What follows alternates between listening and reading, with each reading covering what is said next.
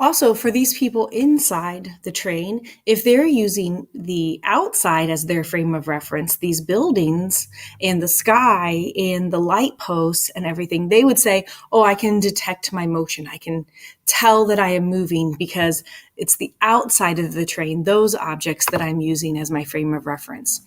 So a train moving past a platform speeds by to the people on the platform. The people in the train looking at each other don't seem to be moving at all. So again, it just kind of depends on what your frame of reference is that you're picking that helps you determine your motion or something else's motion. That being said, sometimes if you have a wacky frame of reference, your brain gets really confused. If you've ever been to an amusement park or anything where you walk through that tunnel on a bridge, but you're inside this tunnel and the tunnel is actually rotating around you. So the walls are moving. So your brain gets this idea that, okay, I'm used to walls being stationary. So I must be moving myself when, really you could just be standing there and you start feeling really dizzy. It's really hard to walk.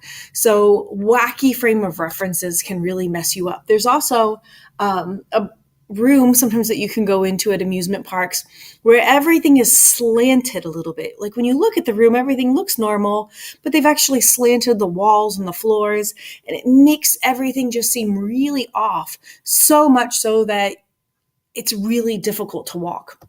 Now, here's an example of where they've done that. And you can see how difficult it is and how weird it is to see when a room has been offset. And again, this is all because our brain is really used to picking like a room as a frame of reference and how the walls should look. Oops. Let me go back.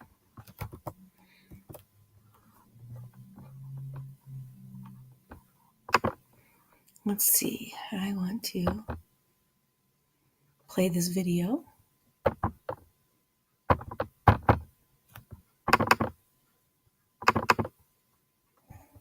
Maybe.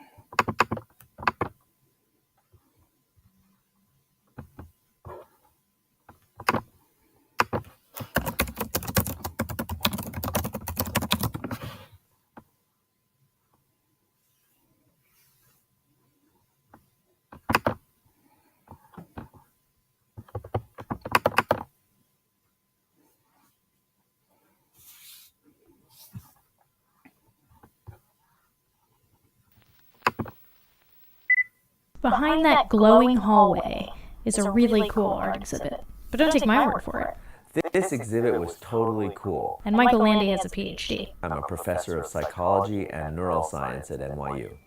Anyway, see for yourself.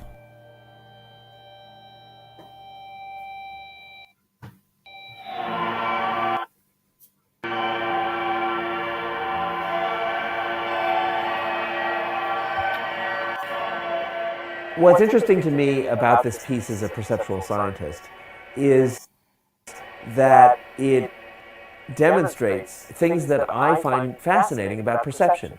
That perception is always an interplay between information that you're getting immediately from your senses and prior knowledge that you use to interpret that information. And when those match, the system works really well. And when they mismatch, you get a very confusing experience that a lot of people seem to enjoy. When the exhibition was in LA, it drew somewhere between 17,000 and 25,000, but yeah, a bunch. That's artist Julian Hober, and his relation to this work? I made it. Demon Hill, that's the name of the piece, is inspired by this stock roadside attraction. Specifically, gravitational mystery spots, billed as places where gravity doesn't behave normally. You get nauseated and water runs uphill, and it was totally mind-blowing, and it infuriated me. Because Julian started to wonder if these spots really were gravitational anomalies. And all sense of reason said, no, that's absurd. So he tried making one. And here is Roadside Attraction, translated for the New York art world. The version that you see in New York reveals the entirety of the trick. It's a room that the interior is completely normal. It's 90-degree angles between the walls, 90-degree angles between the walls and the floor.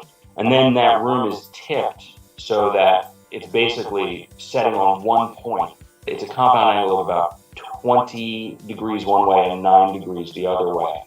What happens when you walk into the room is that the senses you rely on every day to navigate the world disagree with one another, and so they fight it out. I felt seasick. It is actually kind of disorienting. Kids freak out. Kids love it, and for me, there's a lot of art historical reference, but you don't need any of that to experience the work. It's a very direct and very unsubtle experience. It hits you at your core, kind of literally.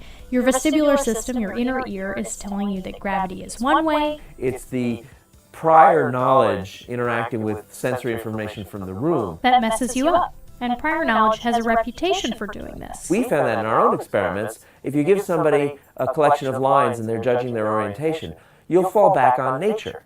If you walk around the world and take a whole bunch of photographs, and they can be pictures from Manhattan, in which case, obviously, lots of things are vertical and lots of things are horizontal because people build them that way. You go take a walk in the woods, trees are up and horizon lines are down, animals' legs are vertical, and so that if you take a collection of these measurements of orientations, you'll find the distribution will have a bias towards the cardinal orientations, vertical and horizontal, which means that if I show you an unreliable indication of orientation, you have this prior knowledge that most things you see are vertical and horizontal. So if I show something near vertical, you'll perceive it more vertical than it actually is. So now let's go back to the exhibit. Our prior knowledge that rooms agree with the gravitational vertical is something that is true for us most of our lives. And so when you put yourself in a situation where that's not true, this overwhelming prior evidence takes precedence. Even when you know that the room is just tipped. This question about why it's interesting is about revealing how the apparatus works. This is an experience you can't logic your way out of. A fancy phrase people use is they're cognitively impenetrable. You can know that what you are perceiving is wrong, but you'll still perceive it that way.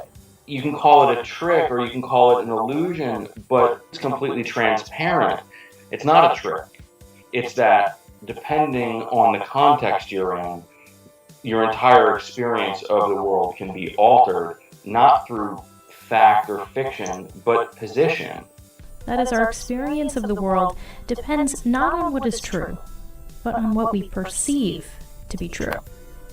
On the other hand, Michael Landy says, our perceptual system is usually on the mark. Is it necessarily subjective? Well, it's inside you. That's kind of the definition of subjective. Is it veridical? Does it reflect what the world really is? Well, most of the time it's pretty close to veridical. I guess you could see it either way. I'm Flora Lichtman, and this is Christopher.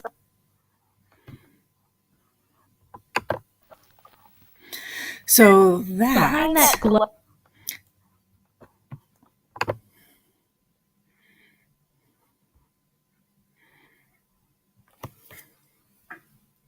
So there you had examples of when you were using a frame of reference, the walls and the floor, but the frame of reference isn't exactly like you're used to it being, and so your motion would feel completely off. It's pretty crazy. Also, for those of you who get car sick easily,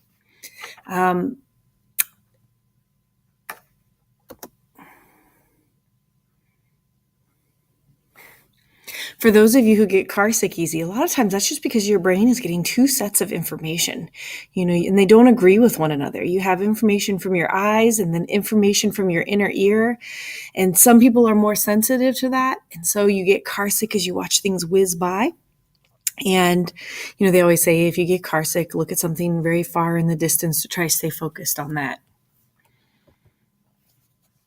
And also, depending on your frame of reference. So have you ever been sitting in a red light with a bus stop next to you and you're kind of daydreaming, maybe looking out the window, kind of looking down, and all of a sudden it starts to feel like your car is rolling backwards, but then you realize that you're actually not moving, that the bus is moving forwards.